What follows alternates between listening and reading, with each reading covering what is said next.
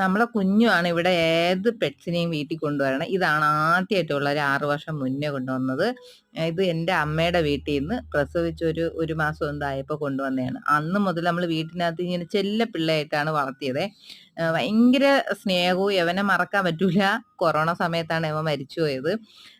യവൻ കിണറ്റി വീണതായിരുന്നു. അന്ന് നമുക്ക് എല്ലാവർക്കും കൊറോണ ആയിരുന്നു. നല്ല മഴയും ഉണ്ടായിരുന്നു. യവൻ എങ്ങനെയോ കിണറ്റി വീണ്. പിറ്റേ ദിവസമാണ് കണ്ടത്.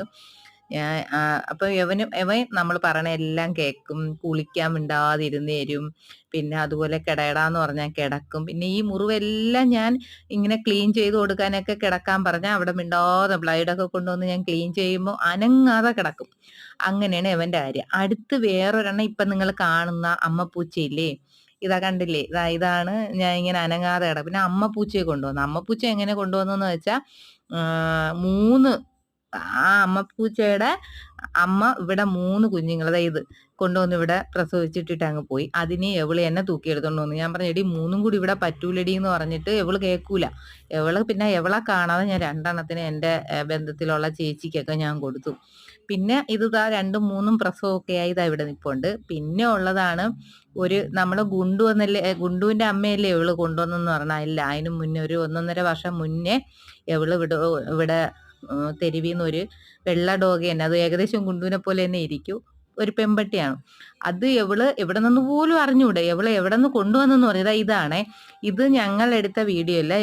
ഞാൻ ഇങ്ങനെ വഴക്ക് പറഞ്ഞു, എവിടെന്നെങ്കിലും വന്ന ഡോഗിനെ എന്ന് കളിപ്പിക്കുക എടുക്കുകയൊക്കെ ചെയ്തപ്പോൾ ഞാൻ വഴക്ക് പറഞ്ഞു, ഇങ്ങനെ കുളിക്കാതെയും നനയ്ക്കാതിരിക്കുന്ന പട്ടിയാണ്, അത് തെരുവിലുള്ളതാണ്, അത് വന്ന് കടിക്കുകയെന്നൊക്കെ ചെയ്താൽ എന്തെങ്കിലും അസുഖം വരുമെന്ന്. അങ്ങനെ ഞാൻ അറിയാതെ അപ്പുറത്തെ കൂട്ടുപിള്ളേരുമായിട്ട് ഈ വെള്ളച്ചാട്ടം കാണാൻ പോയപ്പോൾ ഈ പട്ടിക്കുട്ടിയും കൂടി കൊണ്ടുപോയി കുളിപ്പിച്ചിട്ട് വന്നതാണ്. അവരെ കയ്യിലിരുന്ന വീഡിയോയാണ് കേട്ടോ അത്.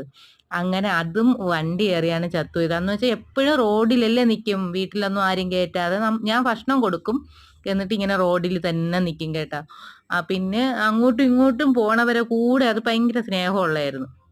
പോണവരെ കൂടെ പോയി. ഇത് ഗുണ്ടുവിന്റെ അന്ന് വന്ന അസുഖമാണ് കേട്ടോ. ഇങ്ങനെ നൊരയും പതയും വന്ന് ഞങ്ങൾ പേടിച്ച് ഒരു കാലം. ഇതൊക്കെ ഓർക്കുമ്പോൾ എനിക്ക് സഹിക്കാൻ വയ്യ. നമ്മളെല്ലാം പേടിച്ച് കണ്ട. ഒരാൾ ഗുണ്ടു അവിടെ വീഴുന്നു. ഞങ്ങൾ ആശുപത്രി കൊണ്ടുപോയിട്ട് എൻ്റെ വീട്ടിൽ കൊണ്ടുവന്നതാണ് ആ ഗുണ്ടു. പിന്നെ ഞാൻ മരുന്നൊക്കെ കൊടുത്തിട്ട് അവിടെ നോക്കുമ്പോൾ ഗുണ്ടു ഇരുന്ന് വീണ്ടും വീണ്ടും ഇങ്ങനെ വിറയൽ. അതുപോലെ ഈ വെള്ളപ്പപ്പി. പിന്നെ അന്ന് സജിനി ചേച്ചി ഉള്ളത് കൊണ്ടാണ് നമ്മളിത്, വേറെ അസുഖമൊന്നും അല്ല. അവരുടനെ തന്നെ ഡോക്ടറിന് ആ വീഡിയോ അയച്ചു കൊടുത്ത്. കണ്ടല്ല അവളെ സ്വഭാവം, ഈ കുഞ്ഞിലേ ഇത് തന്നെയാണ്. അപ്പൊ നിങ്ങൾക്ക് ഈ വളർന്നത് അവനെ താലോലിക്കുന്ന വീഡിയോകളൊക്കെ അല്ലേ. അപ്പൊ നമ്മൾ കുറെ നമുക്ക് കൊണ്ടുവന്ന സമ്മാനങ്ങളാണ് ഇവരെല്ലാം. അതൊന്ന് കാണിക്കണമെന്ന് വിചാരിച്ചു കേട്ടാ.